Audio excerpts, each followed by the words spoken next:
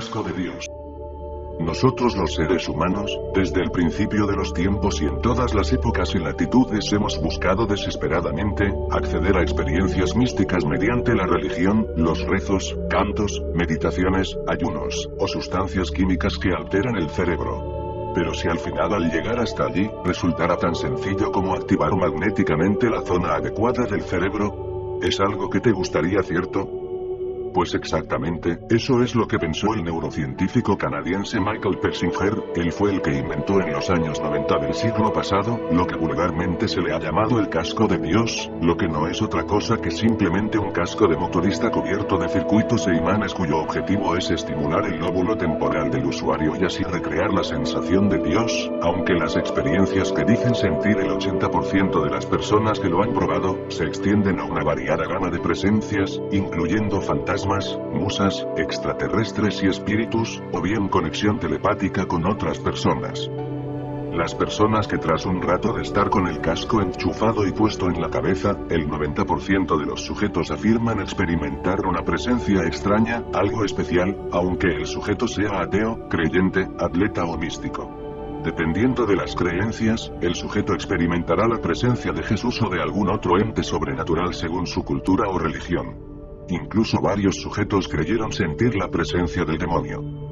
Trabajando con estos bucles de alambre y campos magnéticos, el Dr. Persinger ha trazado un mapa de las regiones específicas del hemisferio derecho del cerebro donde afirma que reside Dios.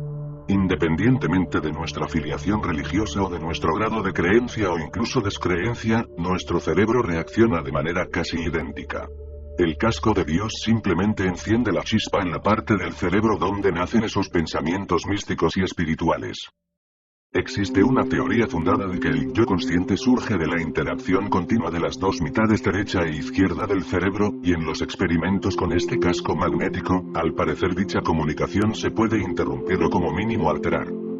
El resultado no puede ser más que asombroso. No todos, pero la mayoría de los que lo prueban describen intensas experiencias sobrenaturales, como sentir presencias en la habitación, desdoblamiento del yo o sentirse en contacto con una presencia que se identifica como Dios. Los efectos varían de unas personas a otras. Algunas afirman haber sentido la experiencia más increíble de sus vidas, aunque bien es cierto que otros como Richard Dawkins afirmaron no experimentar nada en absoluto. Independientemente, se han encontrado pruebas de que la típica sensación de déjà vu u otras ilusiones de sentir que algo se vivió en otra vida están asociadas a anomalías en dichos lóbulos temporales, similares a pequeños ataques de epilepsia inocuas que todos sufrimos a veces. Entra dentro de lo plausible, que por lo tanto, que muchas si no todas las experiencias místicas o paranormales que no han sido causadas por drogas ni problemas psíquicos, hayan estado causadas por efectos magnéticos. Pero, ¿realmente existen estos campos magnéticos capaces de tener estos efectos en algún sitio? Hace algunos años, el investigador británico Jason Braithwaite decidió estudiar a fondo el castillo de Muncaster con fama de encantado en Cumbria, al norte de Inglaterra. En concreto, existe un gran folclore popular sobre la habitación de los tapices, un dormitorio en el que se han informado de supuestos hechos paranormales de todo tipo: oír pisadas, sentir presencias, etc. El investigador Jason Braithwaite se equipó con magnetómetros de precisión y pasó un tiempo analizando el campo magnético de dicha habitación. Curiosamente o no, la cama en la que tantos invitados habían dicho sentir cosas extrañas, era una vieja cama con una rejilla de hierro debajo. Las mediciones indicaron que existía una enorme anomalía en la intensidad del campo magnético estático y también en el dinámico producido por la red eléctrica alrededor de la cama, siendo muy grande el campo magnético desde la cabeza hasta el centro de la cama. Los que entiendan un poco de campos magnéticos, se habrán dado cuenta ya de algo muy interesante: a mayor gradiente en el campo, mayor serán los efectos electromagnéticos en un cuerpo que se mueva a través del gradiente ley de Faraday, extendida por las de Maxwell. Es decir, el simple hecho de moverse en esa cama de hierro produce sin duda algunos pequeños efectos eléctricos en todo el cuerpo y, en particular, en el cerebro. Siendo críticos, de demostrar que existe esa anomalía en el campo magnético de la cama a decir que este provoca las alucinaciones o experiencias místicas, hay un trecho que habría que investigar mucho más. Pero sin duda, con el precedente del casco de Dios, todo parece indicar que cada vez estamos más cerca de quitarle la sábana a los fantasmas y dejarlos en lo que son o sea nada. O por el contrario, tal vez, quizá el casco de Dios o mejor dicho estos campos electromagnéticos que estimulan ciertas partes del cerebro sean la antena para comunicarnos con otros universos paralelos. En 1983, cuando el neurocientífico Michael Persinger, el creador del casco de Dios, se encontraba realizando una investigación para comprender la parte del cerebro que provoca ese estado máximo de creatividad previo a un descubrimiento científico o composición artística. En ese momento de iluminación creativa los lóbulos temporales de nuestros cerebros se comportan como si estuviéramos sufriendo un ataque de epilepsia. Estos lóbulos provocan una tormenta eléctrica cerebral, pero sin producirnos convulsiones. Persinger pensó que excitando esas partes del cerebro humano con campos magnéticos, especialmente programados para imitar un ataque epiléptico, podría recrear los estados de creatividad y analizarlos. El resultado de su experimento no fue lo que esperaba, la mayoría de los sujetos no declararon haber tenido una experiencia creativa o inspiradora, sino más bien mística o religiosa.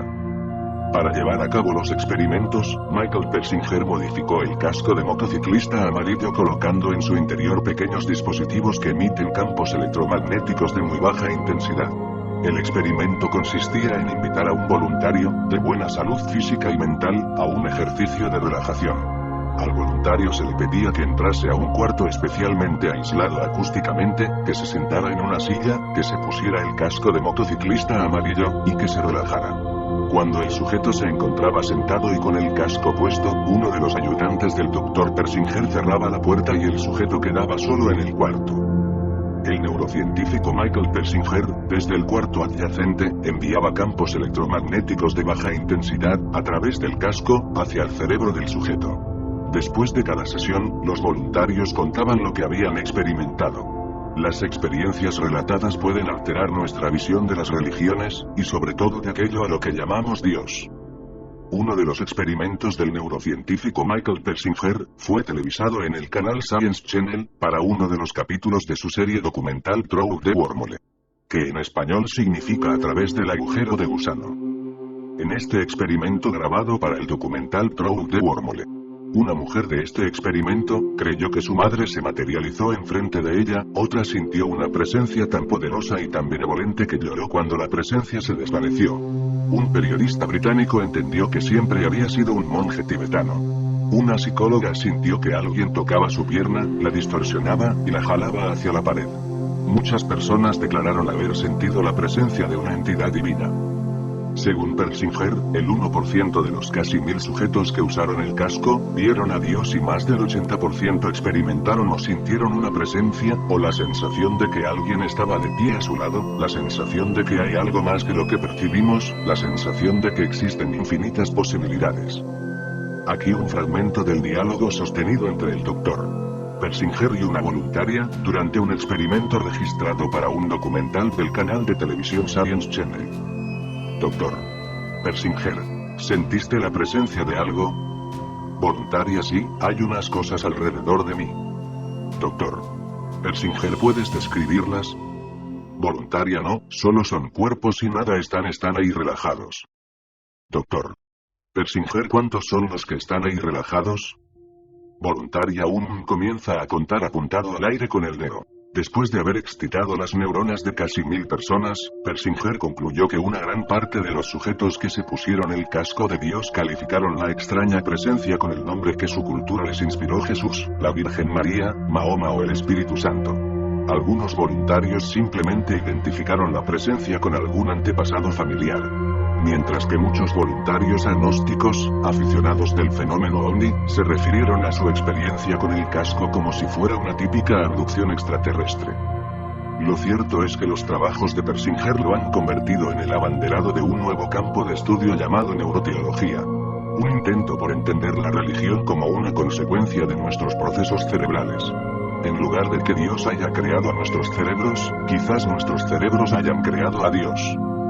Los campos magnéticos producidos por el casco del Dr. Persinger no son más que estímulos, la experiencia la producimos nosotros mismos.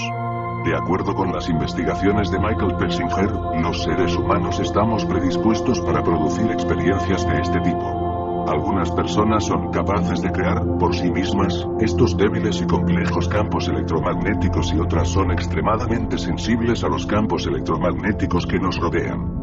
En la visión de Persinger, las presencias poderosas, invisibles o divinas que dicen haber experimentado personajes como Mahoma, San Francisco de Asís, Moisés o Pablo de Tarso no son más que creaciones de su propio cerebro. La mayoría de experiencias religiosas tienen nuestra firma de autor. Dado los buenos resultados obtenidos en el laboratorio, con el denominado casco de Dios, el gobierno de los Estados Unidos ya está trabajando activamente, como era de esperar, con este invento para fines militares. Si la electroestimulación del lóbulo temporal derecho es capaz de hacer creer al sujeto que está delante de una visión divina que se podría conseguir estimulando otras partes más desconocidas del cerebro humano, soldados sin miedo, soldados con ira, soldados que no se cansen jamás o soldados capaces de comportarse como verdaderos robots humanos. Esta es la nueva arma secreta, en la que trabaja uno de los países más poderosos del mundo. DARPA, el departamento dedicado al desarrollo de alta tecnología militar estadounidense, ya está trabajando para desarrollar en muy corto espacio de tiempo una tecnología capaz de controlar la mente de las tropas militares, incluso de forma remota, para evitar el dolor, el cansancio y mejorar el rendimiento cognitivo de sus tropas, construyendo el primer ejército de cyborgs orgánicos. Me queda la incógnita de que tal vez si este lóbulo temporal es la antena para conectarnos mentalmente a otros universos paralelos. Cuánticamente hablando no suena tan descabellado, tal vez en unos 500 años o más, cuando la física cuántica esté muy avanzada tendremos la respuesta.